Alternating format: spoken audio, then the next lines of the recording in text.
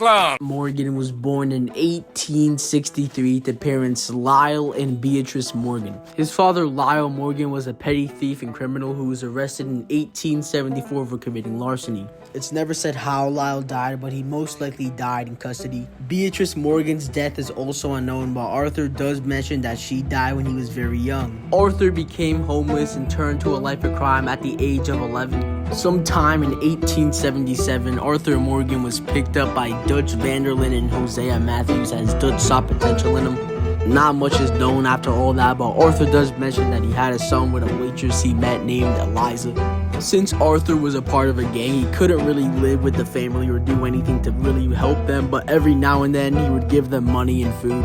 Arthur then came back to find his wife and son dead after they were robbed and looted. Arthur did have a relationship with Mary Linton, but it didn't last long after issues with her father and being an outlaw. Other than that, there's not much else about Arthur's backstory other than the events of Red Dead 2. If you know, well, you know. Guess I don't know. Oh, shit. Look what I got and done. Bell was born in 1860 to father Micah Bell Jr. and his mother is unknown. By 1877, Micah and his father were on the run for the double homicide of Roscoe and Jean Briggs. It is believed that Micah's brother Amos Bell worked with him and his father, but by 1899, Amos Bell lives in California with his wife and daughters and wants nothing to do with Micah. Micah met Dutch at a saloon in the Grizzlies where Dutch was trying to sell some gold that he and his gang stole, but the deal went sour and Micah stepped in to save his life. Dutch saw how skilled Micah was and decided to let him into the gang, which ended up being the biggest mistake of his whole life. Dewberry Creek, he said. Dutch Vanderlyn was born in Philadelphia in the year 1855 to a mother Greta Vanderlyn and a father of Dutch origins whose name is unknown. Dutch's father was conscripted into the Union Army during the Civil War and was killed during an unnamed battle. By the age of 15, Dutch Vanderlyn had a complicated relationship with his mother and left home in search of personal freedom. By 1876, Dutch met Hosea Matthews at a campfire on the way to Chicago and decided to rob him, realizing that Hosea had already robbed him himself. The two goofballs laughed it off and decided to team up for a couple of robberies, which ended up in the formation of the Vanderlyn Gang. The last piece of information we get about Dutch before the events of Red Dead 1 and 2 is that he was responsible for killing an innocent girl named Heidi McCourt during the Blackwater Massacre. Then the plan man goes crazy and then he kills the gang, he kills Micah, and then he kills himself, and yeah. I enjoy picking on children. Matthews was born in 1844 to unnamed parents and was raised mostly by his mother since his father was only seen 3 times in his life. Hosea was briefly a stage actor who had dreams of becoming a comedian but then chose a life of crime.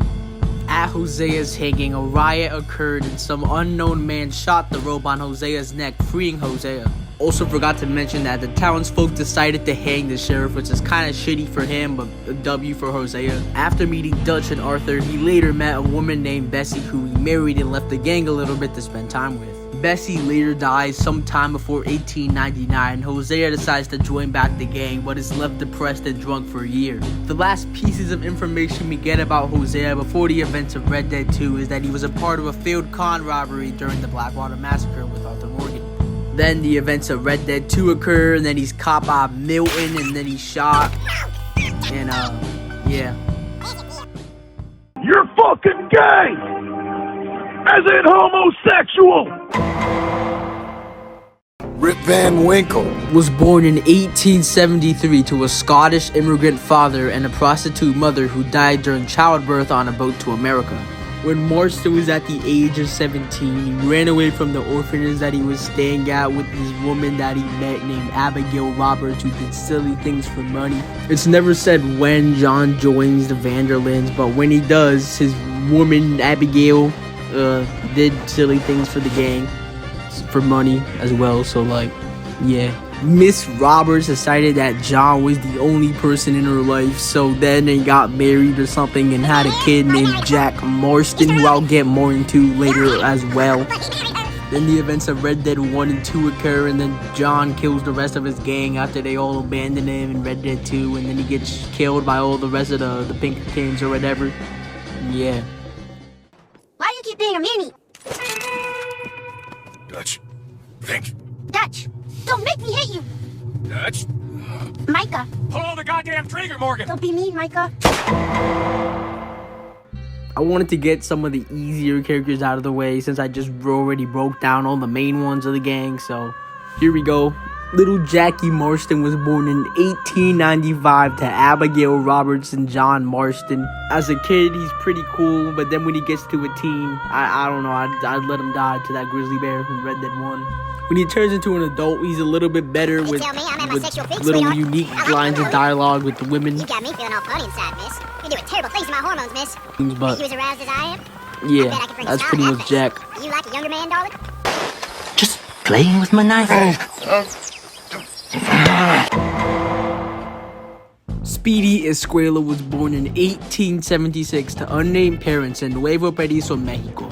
Speedy's mother was a housemaid and his father worked as a laborer on land owned by Agustin Allende. He ended up leaving Mexico after killing a powerful former military man in Punta Orgolo over some woman and ended up fleeing over to America but barely knew any English. By 1895, Javier Escuela was caught stealing some chickens by Dutch Vanderlyn, who was also doing the same thing.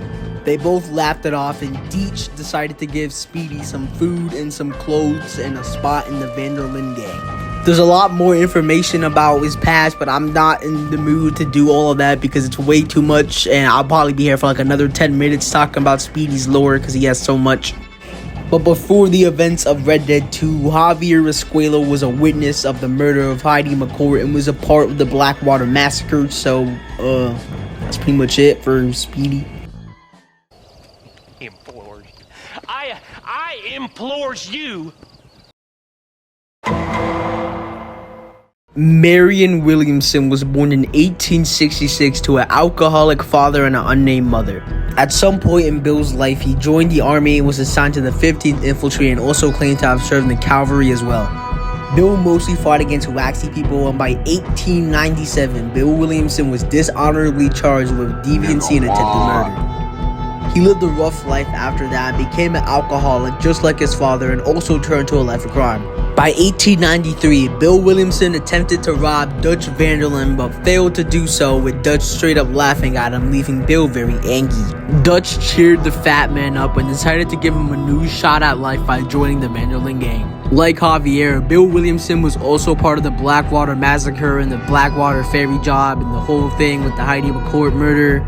Then the events of Red Dead 1 and Red Dead 2 occur, and then he gets snitched on by Allende or something in the end of Red Dead 1, and then he's shot by John or Reyes or whatever, and yeah. On this beautiful night, will you dance with me, Miss Mary Beth? No, I will not. There's not a lot of information about Mary Beth's backstory, but when she was young, her mother died of typhoid and she was put in an orphanage. She ran away from her orphanage and turned to a life of crime and turned to like pickpocketing and other crimes like that. She ended up joining the Vanderlyns because she was running away from some of her pickpocketed victims, and she was presumably saved by Dutch and his gang or whatever, and then she ended up joining. She doesn't really do much in the story, but in the epilogue you can interact with her and see how she is now as her life as a writer or whatever. She hasn't seen an RDR1 or anything like that because she wasn't invented yet, so that's pretty much Mary Beth Gaskill, and yeah. That you borrowed from Leopold Strauss. Leopold Strauss. I don't know why this weasel has any lore, but he does, so here we go. Leopold Strauss was born in 1846 in Vienna, Austria, into a life of poverty. By the age of 14, Strauss's older brother would beat up workmen for food, and his father sold his 9-year-old daughter into slavery. Due to some health conditions, Strauss and his uncle were sent to New York in 1863. It's never said when, but Strauss turned to a life of scamming, and Dutch picked him off some boat or whatever, as he says in that one mission with like Cornwall or whatever. By then, Leopold Strauss had joined the gang and made money for the gang by lending money to people and collecting debts from them. He's a little weasel because he also makes Arthur get TB technically because he is the one that led him on that mission to Thomas Downs' crib and made him get TB. So that's kind of something that Leopold Strauss had did. So it's probably best that you kick him out of the camp in chapter 6 and those last missions that you have to do. And yeah.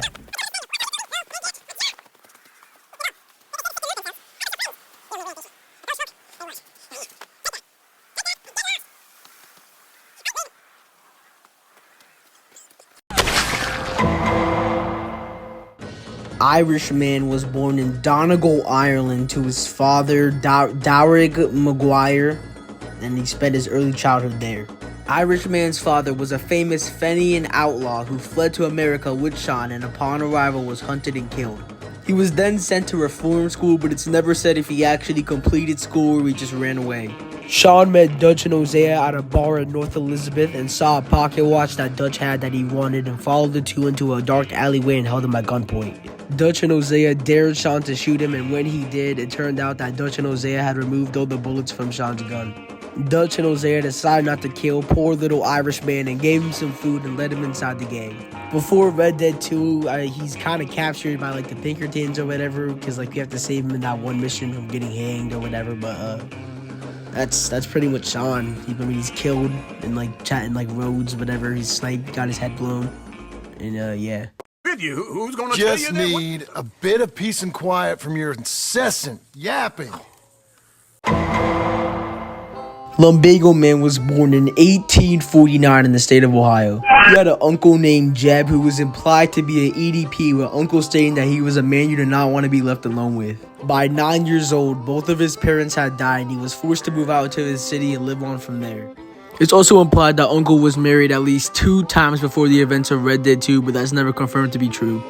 Uncle also states that he went to Africa and was worshipped as a god or something in the Congo or whatever, and he was known as the one-shot kid in his youth, but that could just be him yapping. Uncle ends up joining the Vanderlyn gang sometime in 1894 and also inducts Abigail Roberts into the gang. The last thing I could find on Uncle before 1899 on Red Dead Wiki is that he was a part of a robbery in Canada with Arthur Morgan and Bill Williamson, with Arthur commenting that he was a bad lookout. Other than that, that's pretty much Uncle. Oh, I got lumbago.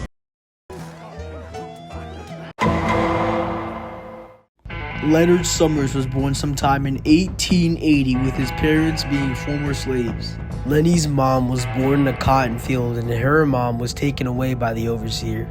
At the time of the Civil War's end, the overseer continued to harass Lenny's grandma, so the grandma ended up stabbing and killing the overseer and fleeing somewhere. Lenny's mom never saw her mom again, but she would end up meeting a man named Mr. Summers who would eventually become Lenny's father. Mr. Summers was an educated colored man who taught Lenny everything he knew, including how to read and write. By the age of 15, Lenny's father was beaten to death by a few drunk men, so Lenny ended up killing the drunk men in revenge and was forced to run afterwards, fleeing to the Grizzlies before eventually joining the Vanderlyn gang. Lenny ended up falling in love with a girl that he met named Jenny Kirk inside the gang, who ended up dying during the Blackwater Ferry job, which I'll get more into later. During this Blackwater Ferry job, Lenny lost a pocket watch that was given down by his father from his overseer back when he was a slave. And by the age of 18, the events of Red Dead 2 happened and he's killed by a Pinkerton in Saint Denis during the huge Bank in the Old American Art mission, which is pretty sad since he's only 18, he's only a kid, and he's just a teenager. He's still a kid, he didn't really deserve that, but they didn't even give him a cutscene. I don't know, I'm just rambling right now, but we'll just move on to the next character. I hardly know you. Exactly. Charlie Smith was born to an African-American father and a Native American mother. Charlie lived with his father and his mother's tribe, with the tribe being driven away by U.S. soldiers and U.S. soldiers capturing his mother, who was never to be seen again. Charleston's father soon became an alcoholic and fell into a deep depression, with Charlie running away at the age of 13. Charlie joined the gang roughly 6 to 7 months before the events of Red Dead 2 after being found in the Grizzlies by Dutch and his gang. Then after joining the gang, Red Dead 2 happens, and then he kind of lives throughout the whole story, making it to the epilogue with Sadie and John, and helps build the house, and then he probably moves to Canada, or I don't know. But that's Charleston Smith for you. Yeah. If I was to kill Miss Grimshaw, would Dutch be mad? Tilly Pierre Jackson was a daughter of a former slave and became an outlaw at the age of 12 after being kidnapped by a gang known as the Foreman Brothers as they kidnapped her from her mother. At some point in time, Tilly Jackson killed the leader of the gang, Anthony Foreman's cousin Malcolm, and ended up leaving the gang, then returning to her mother's working place only to find out that she had passed away. Tilly then got into some outlaw shenanigans at some point in time and was founded by Dutch Vanderlyn, with her joining the gang at a very young age. Dutch taught Tilly how to read and write, and eventually she became the hard-working woman that we see today in Red Dead 2. Then Red Dead 2 happens, and then she gets married to a wealthy man in Saint Denis and has a baby and uses all the money that Arthur gives her when he does that money spread in that one mission. And yeah, that's Tilly. A drink or something. Get your own damn drink. In our absence, Mrs. Adler here. Sadie Adler grew up in a harsh environment and learned how to hunt and ride horses at a young age. By September 1896, she got married to a man named Jake Adler and lived on a ranch in the West Grizzlies of Ambarino. In Red Dead Online, which takes place before Red Dead 2, she can be found granting missions out to strangers for like work and stuff and all the Red Dead Online shenanigans that you do with her husband Jake Adler on the Adler Ranch. Then the events of Red Dead 2 take place, and then her husband is killed, and then her ranch is burned out, and then she becomes a bounty hunter in the epilogue, and then all that happens, and then she moves down to like South Carolina or whatever. But that's pretty much Sadie. Yeah. My poor knob, sir. Watch was picked from my fob, sir. Orville Swanson worked as a clergyman in the past, but then indulged into some alcohol, which caused him to slowly lose his family and his job. At some point in time, Reverend Swanson affiliated himself with a woman named Margaret, who was already married to another man. At some point in time, the law caught up with Swanson and Margaret as they were in San Francisco, causing Margaret to go on a boat to Shanghai, never to be seen again. At another point in time, Swanson saved the life of Dutch, with Dutch allowing him to join the gang as he owed that debt to Swanson. Then Red Dead 2 happens, and then he becomes a drunken bastard, and then he goes and changes up his life and goes to New York and becomes like a pastor for the church or whatever, and then he lives a good life from there on, and then he lives in the epilogue, and he lives throughout the whole story. So that's good for Orville Swanson. And yeah. I never thought I'd see this day again. You no good hillbilly piece of shit! Abigail Roberts was born in 1877 as an orphan, with her eventually joining the gang in 1894 after being introduced by Uncle. She worked as a prostitute and would even use her works with other members of the gang. But she fell in love with John Marston inside of the gang and had a son named Jack Marston, and even had a daughter, but I don't think she lived that long and she might have died during childbirth. I'm not too sure about that, but there was a daughter in the Marston family at some point in time. John left the gang wealthy for a year, leaving Abigail to raise Jack all by herself, and when John returned, he showed no interest in the family lifestyle and even claiming that Jack was not his son. Then Red Dead 2 happens, and then they all leave the gang, and they go to Pronghorn Ranch, and they go to Beecher's Hope, and they start a family, and they start a ranch, and yeah, that's pretty much Abigail Marston. Both hope you ain't trying to trick us, O'Driscoll. I ain't no O'Driscoll. You sure as shit was. Kieran Duffy's father had a dream of farming west of California until him and Kieran's mother later died of cholera. This left the young Kieran orphaned and also got him removed from the stables that he worked at. Soon after, Kieran joined the army, which he quotes didn't work out well, and he fell in with an unnamed group of outlaws, which also didn't work out well. At some point in time, Kieran was stopped by some O'Driscolls who gave him a choice to either ride with him or die, which had left him with no choice but to join. Over time, Kieran gained a lot of knowledge about horses and even took care of the horses for the O'Driscolls. And then Red Dead 2 happens, and then he's taken by the Vanderlyns, and he joins the Vanderlyns and all that stuff. But that takes place during Red Dead 2, so it won't count for this video. Yeah. I am in a fight, huh? Like a corner tiger.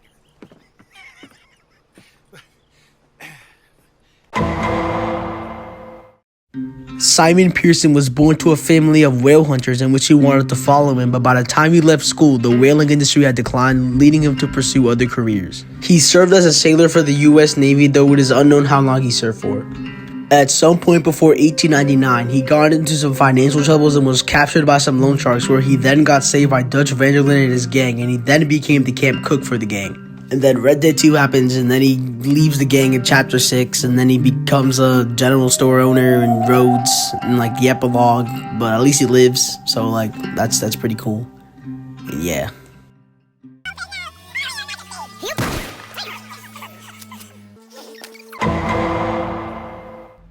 Molly O'Shea was born to a wealthy family in Dublin, Ireland.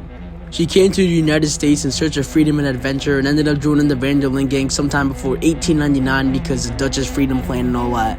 Other than that, there's not really much about her character other than her falling in love with Dutch before 1899, but other than that, there's not much. Let's just move on to the next character. What are you doing there, you old creep? Karen Jones was a scam artist with a love for the outlaw lifestyle and joined the van der Linde gang sometime before 1899. At some point between 1895 and 1897, she helped Arthur Morgan and Javier Escuela rob a bank in Tucson, Arizona by dressing up as a nun and hiding firearms under her clothes. And then good old Red Dead 2 comes along, and then she probably drinks herself to death because she was an alcoholic and all that. And yeah. Gets me all hot and bothered. I love it. You'll not charm me, Mr. Bell. Susan Grimshaw was one of the OGs of the van der Linde gang, joining alongside Hosea Matthews and Arthur Morgan. At some point in time, she was romantically involved with Dutch until he moved on to a woman named Annabelle, but they stayed on good terms and she became the gang's arbiter. And by 1899, alongside Simon Pearson, she became in charge of setting up a camp whenever the gang moved to a new location. And then Red Dead 2 happens, and then she's killed by Micah unfairly in the last mission of Chapter 6. And yeah, that's pretty much Miss Grimshaw. I just can't take it anymore. Josiah Trelawney was born in Cornwall, England, though eventually immigrated to the United States. He joined the van der Linde gang several years prior to 1899 and is known for abandoning the gang at random. He can also be found in Red Dead Online on the outskirts of Rhodes, where he'll give you a mission to steal one of Catherine Braithwaite's horses. And then Red Dead 2 happens, and then he settles down in Saint Denis and starts a family with his wife and has 2 sons, and he lives in the epilogue, and he probably lives throughout the whole story, so yeah, that's pretty much Trelawney. Yeah.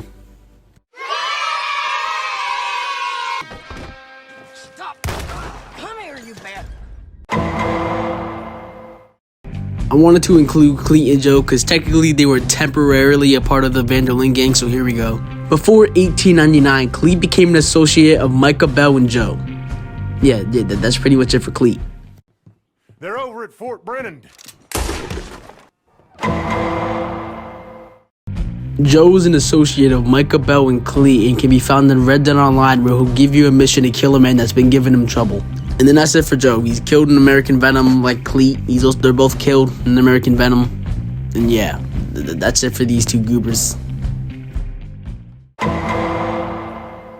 Jenny Kirk joined the van der Linde gang at some point prior to 1899, where Arthur Morgan and Hosea Matthews found her abandoned on the side of the road. She had a relationship with Lenny Summers inside the gang and allegedly liked to play dominoes, according to Abigail, Javier, and Karen.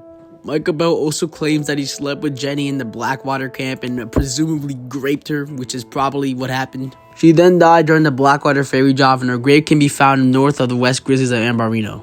Other than that, that's pretty much Jenny. And yeah. Davy Callender joined the van der Linde gang sometime before 1899 with his brother Matt Callender. Davy is presumed to have been an avid drinker and poker player based on various lines of dialogue from Arthur Morgan and Hosea Matthews. During the events of the Blackwater ferry job, he is mortally wounded after receiving a gunshot to the gut, leading to his death.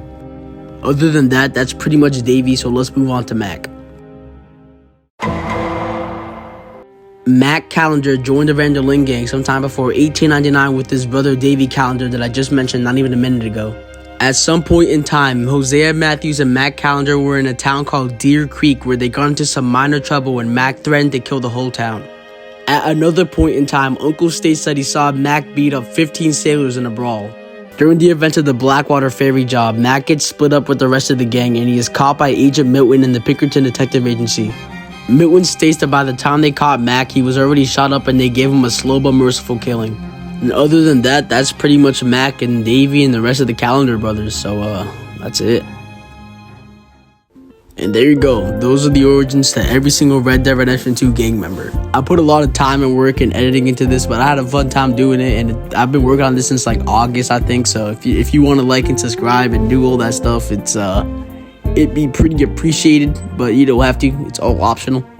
Also, I want to give a shout out to the people I use scene packs from right here. These are the people that I've used scene packs from, so shout out to you guys. You guys put a lot of work into getting those scene packs probably, so just like thank you guys.